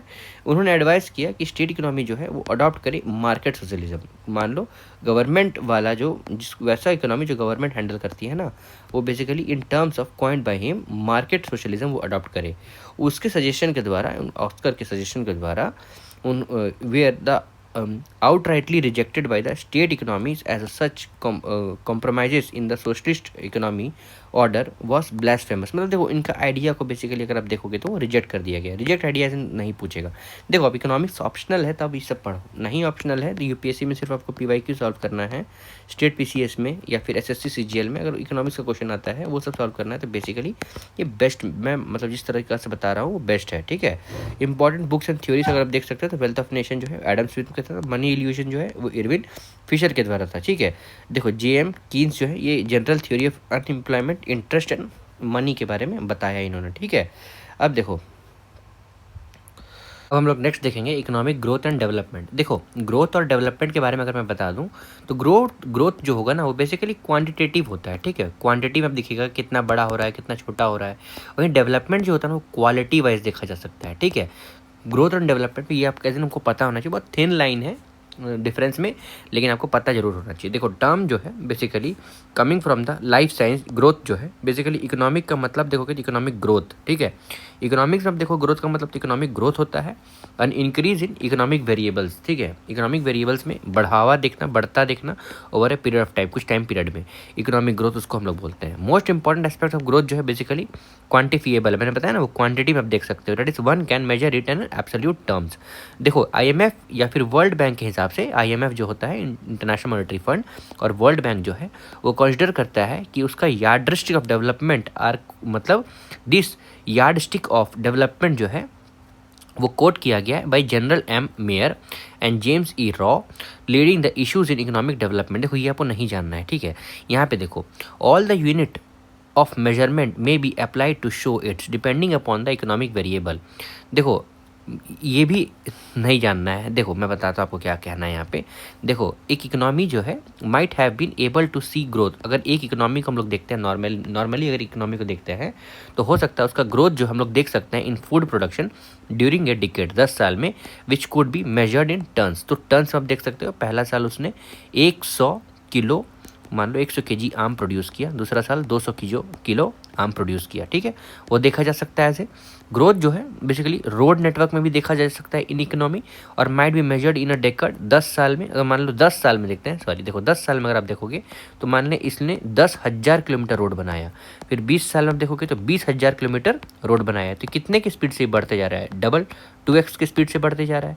तो वो बेसिकली क्या किया जा रहा है, वो हम लोग मेजर कर ले रहे हैं। ठीक है, देखो यहाँ पे बेसिकली ग्रोथ के बारे में बता रहा है। ठीक है, similarly the value of total productions of economy जो है वो might be measured in the currency terms, which means the economy जो है बोला जा सकता है ग्रो कर रहा है। पर कैपिटा देखोगे, income of an economy might be measured in a monetary terms over a period. मतलब इकोनॉमी जो है आप एज इन कैसे मेजर कर सकते हो, नंबर के हिसाब से मेजर कर सकते हो। We may say that economic growth जो है बेसिकली क्वांटिटेटिव प्रोग्रेस है। क्या है, क्वांटिटेटिव प्रोग्रेस है। कैलकुलेट करते हैं ग्रोथ रेट को, तो ग्रोथ रेट जो है ऑफ एन इकोनॉमी वेरिएबल है, डिफरेंस बिटवीन है किसका, कंसर्न पीरियड जो है कन्वर्ट किया गया इनटू द परसेंटेज फॉर्म्स। जैसे देखो, ग्रोथ जो है ना वो एनुअल कंसेप्ट है, एक साल में अगर आप देखते हो तो वो एक एनुअल कंसेप्ट है which may be used otherwise with a clear reference to period for which it is used. वो क्यों यूज़ किया जा रहा है। ग्रोथ जो है बेसिकली आप देखोगे तो growth is a value neutral term. क्या है, वैल्यू न्यूट्रल टर्म है। That is you it might be positive और नेगेटिव। ग्रोथ जो है वो जैसे मान लो अगर 10 साल में देख रहे हैं तो कुछ चीज़ मान लो बढ़ रहा है तो कुछ चीज़ मान लो घट भी रहा होगा। ठीक है, मान लो किसी का मान लो 500 tons of mango has been produced in a particular year, और उसके बाद ईयर में मान लो 200 mango have been produced in that after, मतलब एक साल के बाद। तो हुआ क्या कि यहाँ पे क्या घट गया है। तो ग्रोथ जो है वो एज इन पॉजिटिव और नेगेटिव हो सकता है एक इकोनॉमी में for a period. We generally use it in a positive sense. अगर इकोनॉमिस्ट बोलते हैं, इकोनॉमिस्ट से यानी इकोनॉमी जो है ग्रो कर रहा है, इसका मतलब क्या है कि economy is having a positive growth, मतलब उसका ग्रोथ जो है वो पॉजिटिव हो रहा है, बढ़ रहा है वो। Otherwise they use the term as a negative growth. वहीं पे इकोनॉमिक ग्रोथ में देखोगे तो नेशनल स्टैटिस्टिक्स ऑफिस एनएसओ जो है, जो मिनिस्ट्री ऑफ स्टैटिस्टिक्स और प्रोग्राम इम्प्लीमेंटेशन के अंतर्गत आता है, रिलीज करता है क्वार्टरली डेटा 4 बार। ठीक है, Q1, Q2, Q3, Q4। ठीक है, estimates of gross domestic product GDP का फ्रॉम जुलाई टू सितंबर वो Q2 होता है फाइनेंशियल ईयर 2024-25 के लिए, जिसमें रियल जीडीपी आप देखोगे तो ग्रो किया है 5.4 के हिसाब से। वहीं पे देखो अगर अब मैं इतना का डेटा सिर्फ इतना बता दूं कि रियल जीडीपी जो है वो 2026 के लिए जो है वो कितना है, एज इन 7% है। ठीक है, अगर आपको याद रखना है कितना है, 7% है रियल जीडीपी। ठीक है, और नॉमिनल देखोगे तो नॉमिनल कितना है, 10% है। सारा मैंने लिखवा दिया है ना। अगर ये दूसरा लेक्चर है तो पहला लेक्चर में मैंने सारा कुछ आपको बता दिया है। ठीक है, चलो आगे देखते हैं। डिस्पाइट द, यहाँ पे despite the sluggish growth observe in manufacturing, mining and quaternary sector. तो मैन्युफैक्चरिंग में ऐसे देखोगे इंडिया का मैन्युफैक्चरिंग सेक्टर उतना कोई बहुत बढ़िया रहा नहीं है ना। सर्विस सेक्टर जो है वो मेन अभी एज इन कैरेक्टरिस्टिक्स दिखा रहा है, वो रिकॉर्ड कर रहा है ग्रोथ ऑफ 6.2%। कौन सा, ऐसे मैन्युफैक्चरिंग दिखा रहा था। इस बार का मैन्युफैक्चरिंग ग्रोथ कितना दिखाया है 2026 में, 7%। कितना दिखाया है, 7%। रियल जीडीपी और जीडीपी जो है कांस्टेंट प्राइस Q2 को बताया। तो रियल जीडीपी आपको याद रखना है, मैंने बता दिया आपको 7%, यहाँ पे लिखा भी अभी है ना। देखो नॉमिनल जीडीपी मैंने आपको बता दिया, नॉमिनल जीडीपी कितना है, 10%। ठीक है, नॉमिनल जीडीपी जो है और जीडीपी एट करंट प्राइस वो कितना है, 10% है। ठीक है, अब चलिए according to Bharat 2025 real retail inflation जो है वो रेस किया गया है based on the consumer price index combined. जो बेस अब देखोगे तो बेस जो है मतलब 2012 है, किसका, कंबाइंड का, मतलब किसका, कंज्यूमर प्राइस इंडेक्स का, सीपीआई जो 2012 है वो अब चेंज हो गया है। कितना हो गया है, 2022 हो गया है ना। मैंने आपको स्टार्टिंग ऑफ लेक्चर में बताया। ठीक है, देखो ये मैंने यहाँ पे लिख भी दिया है आपके लिए। देखो बेस ईयर जो है एज इन सीपीआई के लिए 2024 हो गया, सॉरी मैंने 2022 बोली, 24 हो गया। और वहीं पे एज इन जीडीपी के लिए 2011-12 चेंज होकर 2022-23 आ गया है। ठीक है, ये आपको प्लीज़ याद रखना है आपको, है ना। तो हम लोग कहाँ पढ़ा रहे थे, यहाँ पे पढ़ा रहे थे ना। देखो हाँ, यहाँ पे कंज्यूमर प्राइस इंडेक्स जो है वो चेंज होकर कितना हो गया है, 2000 सीपीआई जो है वो एज इन 2024 के रेस्पेक्ट में कैलकुलेट किया जाएगा। ठीक है, अब देखो the average retail rate was 4.8% between the April and October. ये जानने की जरूरत नहीं है। जीडीपी ग्रोथ देखोगे तो इंडिया का जीडीपी जो है ग्रोथ में 7% है, एट कांस्टेंट प्राइस कितना है, 7% है। ग्रीव एट अ 6%, ये भी जानने की जरूरत नहीं है रेस्पेक्टिवली। जीडीपी जो है वो एक्सपेंडिचर कैटेगरी है, जीडीपी बाई एक्सपेंडिचर कैटेगरी। ठीक है, तो देखो इंडिया का जीडीपी जो है एट कांस्टेंट कितना है, 2011 और 12 के हिसाब से देखोगे तो ये चेंज हो गया है। ठीक है, इंडिया का जीडीपी कैलकुलेशन जो है वो 2022 और 23 हो गया है। मैं लिख दे रहा हूँ 2022 और 23 हो गया है बेस ईयर। ठीक है, आपको ये याद रखना है, 2022-23 हो गया है बेस ईयर। Grieve eight 6.7%। तो एक्चुअल में हुआ कितना जीडीपी ग्रोथ, 7% हुआ है। ठीक है, सिर्फ यहाँ पे 7 लिखो, 7%। ठीक है, एंड 5.4% को इतना क्यों लिखना है मुझे समझ में। ऊपर से लूसेंट में देखो, आप पुराना एडिशन देखोगे ना लूसेंट का, तो इसमें उतना दिया नहीं गया है, मैथमेटिकल डेटा नहीं दिया गया। क्यों इस बार इतना दे दिया पता नहीं, और छोड़ना भी मुझे ठीक नहीं लग रहा है। चलो दोनों हो जा रहा है आपका, इकोनॉमिक सर्वे और बजट दोनों आपका क्लियर हो जा रहा है इससे। देखो मिक्स्ड इकोनॉमी देखते हैं। Mixed economy arrived in the way and the classical capitalist economy was challenged by it. ठीक है, देखो on margin of the development given above, ये बेसिकली इंटरेस्टिंग है कि बताने के लिए कि development in the state economy of a time it was professor Oskar Lange in repeat कर गया पेज, यस, इसको काटो, ठीक है, हो गया इतना। देखो सिग्नल दैट, कहाँ थे हम लोग, देखो 3 wheeler from the demand perspective, इतना आपको जानना नहीं है। देखो यहाँ पे आप देखते हैं मेजरिंग द सेक्टर्स, ठीक है। देखो अकॉर्डिंग टू इकोनॉमिक सर्विस के हिसाब से देखते हैं तो 2025-26 यहाँ पे 2025-26 द इंडस्ट्रियल सेक्टर जो है वो ग्रो किया है कितना, 7% के रिस्पेक्ट में इन H1, ठीक है, और फाइनेंशियल ईयर 2026, ठीक है। ये इतना नहीं जानना है, ठीक है, आपको इतना याद रखना है कि इंडस्ट्रियल सेक्टर जो है वो ग्रोथ है उसका कितना, 7% है, ठीक है, फाइनेंशियल ईयर 2026 में, बस इतना ही आपको जानना है, ठीक है। जितना जानना है वो मैं बता दे रहा हूँ। सर्विस सेक्टर का ग्रोथ देखो यहाँ पे लिखा हुआ है, सर्विस सेक्टर जो है वो कंटिन्यू करता है अपना परफॉर्मेंस इन फाइनेंशियल ईयर 2025, तो सेम है 2026 के लिए भी वही हाल है, अपना परफॉर्मेंस जो है वो कंटिन्यू कर रहा है। नोटेबली देखोगे ग्रोथ जो है वो Q1 Q2 में वो रिजल्ट करता है 7.1%, लेकिन अभी आप देखोगे तो वो 8.5 या 8.4% के हिसाब से इस बार सर्विस सेक्टर ग्रो किया है, वो आपको दिन पता होना चाहिए, ठीक है। ये इंपॉर्टेंट है फाइनेंशियल 2026 के लिए, ठीक है। इकोनॉमिक डेवलपमेंट के बारे में देखते हैं। इकोनॉमिक ग्रोथ हमारा हो गया है, अब हम लोग क्या देखेंगे, इकोनॉमिक डेवलपमेंट देखेंगे, ठीक है। देखो इकोनॉमिक डेवलपमेंट जो है, इकोनॉमिक ग्रोथ जो है बेसिकली कंसिडर किया गया as a cause and effect for betterment of life of a people, betterment of life of a people के लिए बोल रहा है।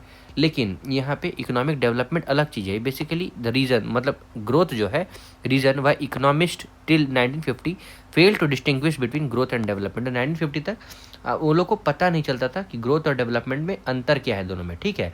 तो चलिए यहाँ पे देखो, यहाँ पे ना डेवलपमेंट को क्या बोलता है, देखो though they knew the difference between the this term, मतलब उनको पता था। It was during 1960 and in the later decade that economies जो है वो क्या करते हैं, केम अक्रॉस मेनी कंट्रीज जहाँ पे ग्रोथ जो है बेसिकली कंपेरेटिवली हायर था, लेकिन क्वालिटी जो ऑफ लाइफ जो था ना कंपेरेटिवली लो था, ठीक है। मतलब ग्रोथ हाई है लेकिन क्वालिटी ऑफ लाइफ जो है वो उतना सही नहीं है। तो धीरे धीरे इकोनॉमिक्स को पता चलता है कि ग्रोथ और डेवलपमेंट में दोनों में अंतर क्या है, ठीक है। जैसे देखो फॉर इकोनॉमिक्स डेवलपमेंट जो है इंडिकेट करता है क्वालिटी ऑफ द लाइफ, ठीक है। ये तो मैंने आपको बताया कि डेवलपमेंट जो है ना वो क्वालिटी ऑफ लाइफ है।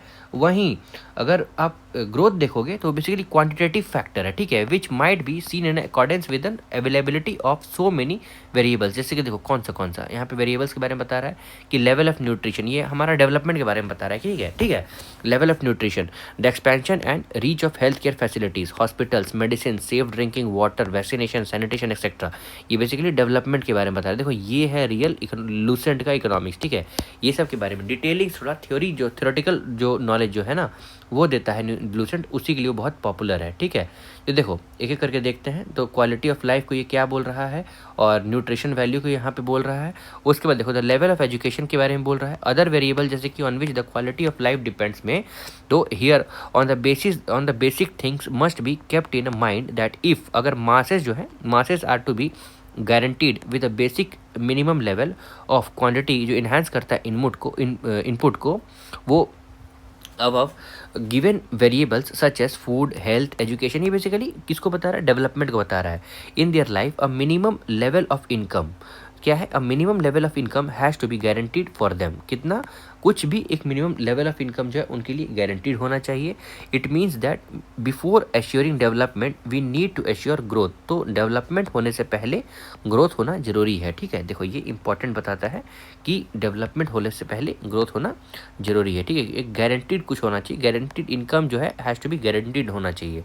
हायर इकोनॉमिक डेवलपमेंट जो है वो क्या रिक्वायर करता है, वो एज इन क्या चाहता है, तो हायर इकोनॉमिक ग्रोथ चाहता है। तो पहले आपका इकोनॉमिक ग्रोथ होगा तभी आपका डेवलपमेंट बढ़िया से होगा, but it does not mean that higher economic growth automatically brings in higher economic development, है ना। इसका मतलब ये नहीं है कि हायर इकोनॉमिक ग्रोथ हो रहा है तो आपका डेवलपमेंट भी हो ही जाएगा। जरूरी नहीं है ना कि सारे पैसे वाला पार्टी, जितने भी पैसे वाले लोग होते हैं उनके लिए अच्छा एजुकेशन मिलता ही है, ज़रूरी नहीं होता है। तो वही ये कहना चाहता है। और इसका वाइस वर्सा भी नहीं है कि आपके पास अब बहुत डेवलप्ड भी हो, इसका मतलब ये नहीं कि आपके पास बहुत पैसा है, ठीक है। कन्फ्यूजन जो है basically early economist fail to clear, ये वाला क्लियर हो नहीं पाया था।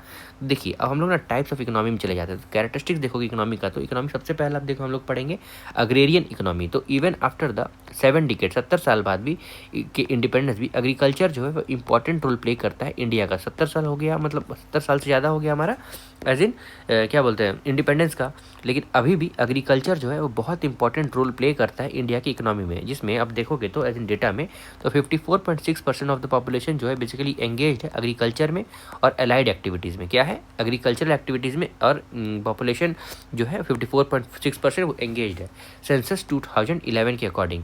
और अकॉर्डिंगली देखोगे टू इंडिया 2023 ये बेसिकली कंट्रीब्यूट करता है। अगर इस सेंसस 2011 के अकॉर्डिंग 54.6% जो है वो इन्वॉल्व है एज इन एग्रीकल्चरल एक्टिविटीज़ में। लेकिन अगर आप पैसे के हिसाब से देखोगे इंडिया का 2023 के हिसाब से कंट्रीब्यूशन जो है वो कितना है, वो 17.8% है टू टोटल इंडिया का gross value added in the year 2019-20, ठीक है, करंट प्राइस में।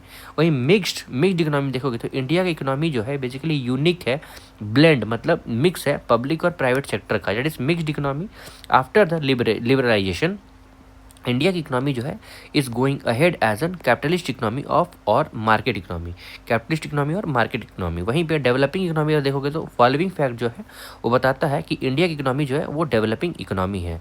अब देखो नेशनल इकोनॉमी देखते हैं, तो अगर हम लोग देखते हैं कि प्रेस नोट के हिसाब से जो कि रिलीज किया गया था 28 फरवरी 2023, नेशनल स्टैटिस्टिक्स ऑफिसर NSA जो है, जो ministry of statistics programme implementation के अंदर आता है, तो estimated GDP of October December quarter का कितना है ऑफ 2023, वो कौन बताता है, नेशनल इनकम वही बताता है। देखो यहाँ पे मतलब बताया नहीं है, देखो यहाँ पे देखोगे तो प्रेस नोट बाई 28 फरवरी 2023 ले लिया, यहाँ पर 25 ले लो, ठीक है, 26 ले लो, ठीक है। तो एज इन ग्रोथ कितना हुआ है, 7% हुआ है। GDP ग्रोथ कितना दिखाया गया है, 7% दिखाया गया है, ठीक है, 2026 में, आप ये मान के चलो, ठीक है। लेवल ऑफ अनएम्प्लॉयमेंट जो है वो बहुत ज़्यादा हाई है, अभी भी सेम 2026 में बहुत ज़्यादा हाई है।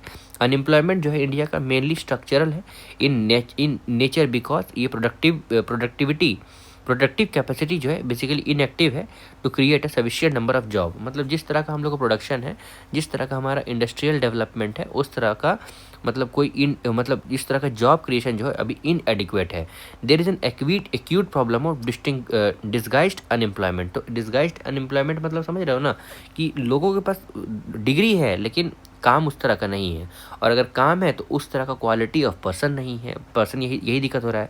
अ पर्सन जो है basically considered employed if he और she works for 273 days of a year for 8 hours every day. हर दिन 8 घंटा काम करता है, 273 दिन अगर वो लगातार काम करेगा 273 डेज, तो उसको एज एन एम्प्लॉयड घोषित किया जाएगा, ठीक है। वहीं पे savings are low in India due to low national income. Saving जो है वो लो है, ठीक है, लोग कम सेव कर पाते हैं क्योंकि नेशनल इनकम ही कम है, लोगों की इनकम ही कम है, और हाई कंजप्शन एक्सपेंडिचर है और खर्च ज़्यादा है खाना पीना में। उसके बाद लो सेविंग जो है रिजल्ट करता है in shortage of capital formation.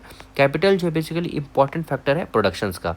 India जो है वो सेकंड मोस्ट पॉपुलेटेड कंट्री है वर्ल्ड में चाइना के बाद, वो लेकिन अब चाइना को सरपास करके आ गया है। अगर 2011 से लेकर 11 के सेंसस के हिसाब से देखोगे तो इंडिया जो है बेसिकली मोस्ट नहीं सेकंड मोस्ट पॉपुलेटेड है। पॉपुलेशन जो है वो इंक्रीज कर रहा है 17.6% के हिसाब से at a rate of 7.6%, 69%. With this high growth rate of the population, about 1.83 crore new persons are being added to Indian population every year. कितना 1.83 हर साल 1.83 करोड़ 1.83 लाख पॉपुलेशन मतलब peoples are being added every year. 2011 के census के हिसाब से देखोगे ना, टोटल इंडियन पॉपुलेशन जो है वो स्टैंड करता है 121.07 करोड़, जो कि 17.5% है वर्ल्ड का टोटल पॉपुलेशन। और वो मेंटेन करता है, to maintain 17.5% of the world population, India hold करता है only 2.42 land area of the world, है ना।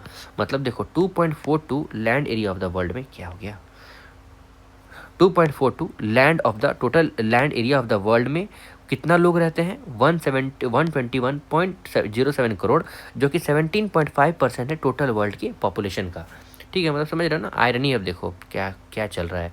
फिर इंडिया जो है लैक करता है हर वो इंडस्ट्रियल सेक्टर में based on modern and advance technology वाले में, जो बेसिकली फेल्ड है to accelerate the pace of development in the economy, मतलब डेवलपमेंट के हिसाब से उस स्पीड में ये चल नहीं पा रहा है।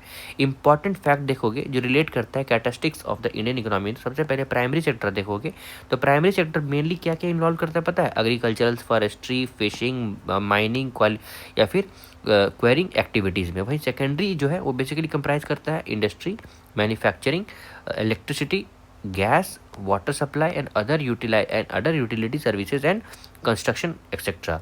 वहीं टर्सरी सेक्टर आप देखोगे तो इंडियन इकोनॉमी जो है वो रिलेट करता है to the businesses, transports, communications and all the services.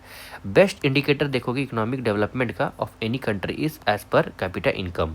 अब देखो कुछ फैक्टर हैं जो इंपॉर्टेंट है इकोनॉमी में किसी के ग्रोथ एंड डेवलपमेंट को देखने के लिए। किसी एक डेवलपिंग कंट्री का मान लो देखते हैं तो सबसे पहले उस कंट्री में नेचुरल रिसोर्सेज कितने हैं, उस कंट्री का कैपिटल गेन कितना है, उसके बाद उसमें स्किल्ड लेबर है या नहीं है, उसके बाद सरप्लस सेल्स ऑफ एग्रीकल्चर है कि नहीं है, जस्टिफाइड सोशल ऑर्गेनाइजेशन मतलब सोशल ऑर्गेनाइजेशन प्रेजेंट है कि या नहीं है, पॉलिटिकल फ्रीडम है कि नहीं, फ्रीडम फ्रॉम करप्शन मतलब करप्शन वहाँ पे नहीं होना चाहिए, technological knowledge and general education लोगों को होना चाहिए। ठीक है, तो ये क्या बताता है, ये क्या दर्शाता है? तो ये सब फैक्टर है जो economic development of a developing country, मतलब एक कंट्री का डेवलपिंग कंट्री है तो ये सब कैरेक्टरिस्टिक्स उस कंट्री में होना चाहिए। That country should be hold this kind of characteristics. उसको देखो होलसेल प्राइस इंडेक्स के बारे में देखते हैं तो देखो ये होलसेल प्राइस इंडेक्स जो है वो ऑफिस ऑफ इकोनॉमिक एडवाइजर जो मिनिस्ट्री ऑफ कॉमर्स के अंतर्गत आता है ना वो देता है। ठीक है, अभी हम लोगों ने कुछ NSO और मॉस्पी पढ़ा था, ठीक है, उससे आप कन्फ्यूज़ नहीं हो जाओगे। ठीक है, क्योंकि देखो दोनों डेटा अगर आप कंफ्यूज हो जाओगे तो फिर ठीक बात नहीं है ना, वो दिक्कत होता है। कहाँ पढ़ा था एज इन देखो फर्स्ट GDP, देखो नेशनल स्टैटिस्टिक्स ऑफिस मॉस्पी के अंतर्गत GDP कैलकुलेट होता है और यहाँ पे as in wholesale price index जो है वो मिनिस्ट्री ऑफ कॉमर्स के द्वारा होता है। तो होलसेल प्राइस इंडेक्स अगर देखोगे ना तो goods only price are tracked, वहीं पे रिपोर्ट जो है पब्लिश किया जाता है मंथली में, लेकिन देखो प्राइमरी आर्टिकल फ्यूल और पावर जो है वो वीकली पब्लिश किया जाता है होलसेल प्राइस इंडेक्स में। ठीक है, अब देखो होलसेल प्राइस इंडेक्स का अगर डेफिनेशन देखोगे तो ये मेजर करता है average change in the price of a commodity, average change in the price of commodity for bulk sale at a level of early stage of transaction. Index जो है basically index basket of wholesale price index covers करता है commodity falling under the 3 major groups, namely कौन सा? Primary articles, fuels, powers और manufactured products. ये सब wholesale price index के अंतर्गत आता है। ठीक है, आपको समझ में आ रहा है ना कि मैं क्या बोलना चाह रहा हूँ? देखो होलसेल प्राइस इंडेक्स जो है मेजर करता है average change in the price of a commodity. एक कमोडिटी का प्राइस जो है अगर मान लो चेंज हो रहा है तो होलसेल प्राइस इंडेक्स उसको क्या करेगा? मेजर करेगा। फॉर अ बल्क सेल मतलब बहुत ज़्यादा बल्क में होना चाहिए। ठीक है, ये बेसिकली प्रोडक्शन साइड्स में ही होना चाहिए। ठीक है, प्रोडक्शन साइड में बेसिकली होलसेल प्राइस इंडेक्स होता है। ठीक है, तो इंडेक्स जो है बेसिकली ये इंडेक्स करता है basket of wholesale price index cover करता है commodity falling under the 3 major groups. कौन सा? Primary article, fuel, power. वहीं पॉवर्टी ऑफ इंडिया अगर देखो तो पॉवर्टी एस्टिमेट जो है बेसिकली डिराइव किया गया from the house hold consumption data. तो हाउस होल्ड कंजप्शन डेटा से पॉवर्टी एस्टिमेट एज इन क्या किया गया है? वो डिराइव किया गया है। द वर्ल्ड डेटा जो है वर्ल्ड डेटा लैब मॉनिटर करता है global poverty using the advance statistical model. Advance statistical model से एज इन पॉवर्टी एस्टिमेट को एज इन डिराइव किया गया है। अब देखो मेजर करना है पॉवर्टी इंडिया का, तो इंडिया जो है पहला मतलब the first official rural and urban poverty line जो है बेसिकली एट नेशनल लेवल वो इंट्रोड्यूस किया गया था 1979 बाई वाई के अलाग कमेटी के द्वारा। ठीक है, अलाग कमेटी के द्वारा। और ऑफिशियली देखोगे तो ऑफिशियल पॉवर्टी जो है काउंट वो began for the first time इस टाइम कौन सा? 1979 के टाइम पीरियड में।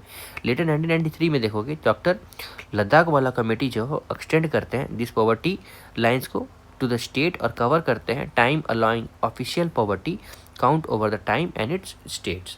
वहीं पे 2005 में recognising that the rural poverty जो है rural poverty line was too low, government ने अपॉइंट किया तेंदुलकर कमेटी जो बेसिकली क्या करेंगे? फ्रेश लुक लेंगे पॉवर्टी लाइंस पे और रिपोर्ट करते हैं 2009 में।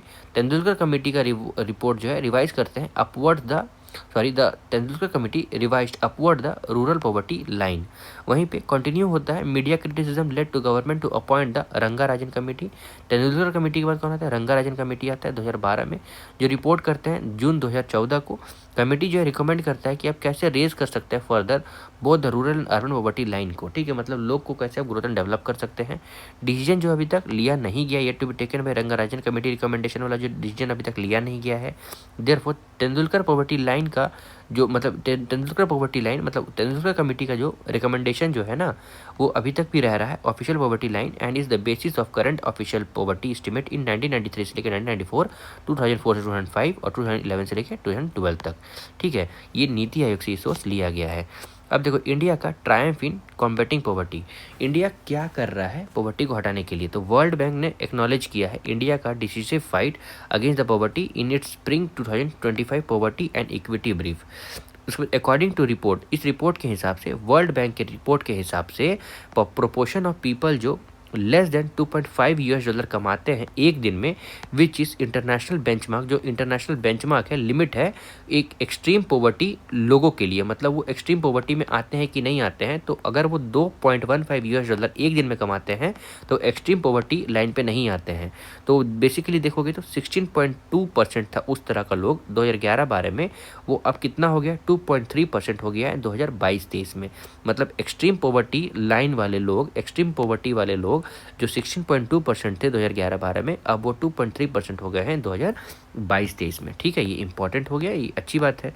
इन one of the most remarkable achievement है आफ्टर द डिकेड, इंडिया जो है लिफ्ट करता है 171 million peoples out of the extreme poverty.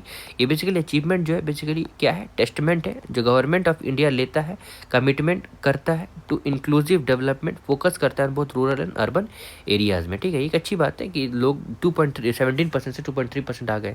दो the target of welfare scheme, economic reforms and increase access to essential services जो है world banking spring 225 poverty and facility belief highlight करता है कि कैसे इस एफर्ट को सिग्निफिकेंटली इम्पैक्ट करता है, मतलब कैसे ये जो वेलफेयर स्कीम, इकोनॉमिक रिफॉर्म्स और increase access to essential services जो है, ये सिग्निफिकेंटली कैसे इम्पैक्ट करता है life of a millions, narrowing the poverty gap across the country. अब ओवरव्यू देखोगे वर्ल्ड बैंक की पॉवर्टी और इक्विटी ब्रीफ पीईबीस को, तो देखो पॉवर्टी और इक्विटी ब्रीफ जो है basically PEBs for the world banking highlight करता है ट्रेंड्स इन पॉवर्टी, तो पॉवर्टी किस तरह रहा है ऊपर नीचे। ये शेयर करता है प्रॉस्पेरिटी और inequality for over 100 developing countries, publish करता है ट्वाइस अ ईयर, क्या पीईबीस, ठीक है। तो ये रिपोर्ट जो है बेसिकली क्या करता है, twice a year for springs and annual meeting of the world bank groups, और साथ ही साथ international monetary fund this believe, ये ब्रीफ जो है बेसिकली ऑफर करता है snapshot of the country poverty, country का पॉवर्टी, इनइक्वालिटी कंटेक्स्ट, इंश्योर करता है पॉवर्टी रिडक्शंस और remain as a global priority. उसके बाद इंडिकेटर जो है कवर करता है various aspects of the poverty, include करता है रेट ऑफ पॉवर्टी और total number of poors using both national poverty lines and international benchmark, $2.15 for the extreme poverty and $3.65 for the lower middle income country and $6.85 for the upper middle income. वहीं पे देखो rural और urban poverty जो देखोगे तो उसका reduction में, तो वर्ल्ड बैंक पॉवर्टी और equity brief for the India जो है वो क्या बताता है, शार्प रिडक्शन है इन एक्सट्रीम पॉवर्टी, मतलब बहुत ज़्यादा है एक्सट्रीम पॉवर्टी में रिडक्शन, बहुत कम बहुत ज़्यादा हो, मतलब रिडक्शन मतलब एक्सट्रीम पॉवर्टी में ज़्यादा रहा नहीं। ये बेसिकली ब्रॉड बेस्ड जो कवर करता है बहुत रूरल और अर्बन एरिया को। रूरल एरिया में देखोगे तो एक्सट्रीम पॉवर्टी जो है वो 18.4% था 2011-12 में, तो 2.8% हो गया है 2023-24 में। और वहीं अर्बन सेंटर्स में देखोगे तो एक्सट्रीम पॉवर्टी जो था वो 10.7% था 2011-12 में, तो 1.1% हो गया है 2022-23 में over the same period. Lower middle income poverty line देखोगे तो वर्ल्ड बैंक क्या करता है कि वो फाइंड करता है इंडिया जो है उन्होंने स्ट्रॉन्ग गेन किया है रिड्यूस करने में poverty at lower middle income level में भी, जो बेसिकली 3.565 यूएस डॉलर है पर डे। तो 3.65 जो यूएस डॉलर जो कमाता है वो एज इन लो या मिडिल इनकम पॉवर्टी में नहीं आता है। तो इंडिया का पॉवर्टी रेट देखोगे $3.65 per day line fails from 61.8%, मतलब पहले 61.8% जो थे ना लोग इंडिया में वो $3.65 पर डे नहीं कमा पाते थे 2011-12 में, लेकिन अब सिर्फ 28.1% ही वैसे लोग रह गए हैं जो $3.65 जो है नहीं कमा पाते हैं 2022-23 में। लिफ्ट कर रहा है 378 million peoples out of the poverty. Rural poverty देखोगे वो डिक्लाइन हुआ है, मतलब गाँवी क्षेत्र में, गाँव में कितना हुआ है, तो 69% था पहले 2011-12 में, अब कितना हो गया है 32.2%, 5%। वाइल अर्बन पॉवर्टी जो है वो ड्रॉप होता है 43.5% to 17.2%। Rural urban poverty gap, मतलब रूरल में ज़्यादा पॉवर्टी है और अर्बन में कम पॉवर्टी है, वो गैप जो है वो कम हुआ है from 25 to 15% as point with 7% annual decline between the 2011 to 2012 and 2020 to 23। अब देखो मल्टी डायमेंशनल पॉवर्टी और रिवाइज्ड एस्टिमेट देखोगे तो वर्ल्ड बैंक के हिसाब से रिपोर्ट जो है, इंडिया जो है वो क्या कर रहा है, सिग्निफिकेंट स्ट्राइड बढ़ रहा है in reducing the non monetary poverty. फिर नॉन मॉनेटरी पॉवर्टी जो है क्या है, ये एक मेजर है by multi dimensional poverty index MPI, जो बेसिकली कंसिडर करता है फैक्टर जैसे कि एजुकेशन, हेल्थ, मतलब मल्टी डायमेंशनल पॉवर्टी इंडेक्स बता रहा है वो क्या मेजर करता है, तो वो कंसिडर करता है education, health, living condition decline in 53.8% 2005-6 to 16.1% in 2019-21। मतलब मल्टी डायमेंशनल पॉवर्टी इंडेक्स बताता है कि इंडिया जो है, पहले MPI कितना था इंडिया का 53.8% और अब कितना हो गया 16.4% बाई 2019-21। वर्ल्ड बैंक जो है, वर्ल्ड बैंक का मल्टी डायमेंशनल पॉवर्टी इंडेक्स जो है ना, वो वर्ल्ड बैंक के द्वारा निकाला जाता है, ठीक है, वो मेजर करता है। तो मल्टी डायमेंशनल पॉवर्टी इंडेक्स जो है वो 15.5% है 2020-23 में, ठीक है, 16.4% था 2019-21 में और 53.8% था 2005-2006 में। ये रिफ्लेक्ट करता है ongoing improvement in the living condition with revise international poverty line. Minimum income जो है basically to meet the basic need, मतलब सबसे कम से कम पैसा जो आपके बेसिक नीड, मतलब आप नॉर्मल चीज़ को खरीद पाओ। And adoption of 2021 purchasing power parity PPP जो है, मतलब कितना आपका दम है, कितना आपके हैसियत है खरीदने के लिए, जो एडजस्ट किया गया है with difference in living cost between the countries. The new poverty rate, the नया पॉवर्टी रेट फॉर ईयर 2022-23 जो है वो एक्सपेक्ट किया गया है कितना 5.3%, और एक्सट्रीम पॉवर्टी जो है फॉर द एक्सट्रीम पॉवर्टी और 23.9% है for lower middle income poverty, ठीक है। तो आपको ये याद रखना है कि एक्सट्रीम पॉवर्टी कितना है 5.3% और वो 23.9% जो वो कितना है, वो मिडिल इनकम पॉवर्टी इतना है इंडिया के पॉपुलेशन में।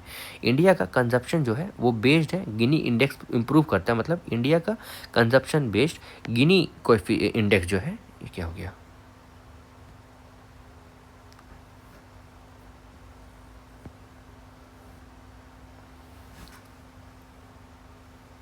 चलो कोई नहीं। इंडिया का कंजप्शन जो है वो बेस्ड है गिनी इंडेक्स में वो कैसे इंप्रूव हुआ है, तो इम्प्रूव्ड फ्रॉम 28.8% इन 2011-12 टू 25.5% इन 2020-23, जो इंडिकेट करता है रिडक्शन इन इनकम इनइक्वालिटी। मतलब गिनी कोएफिशिएंट क्या है, इनकम की इनइक्वालिटी को दर्शाता है कि बड़े लोग, मतलब टॉप 3%, देखोगे टॉप 3% के पास लगभग 90% ऑफ वेल्थ है इंडिया का।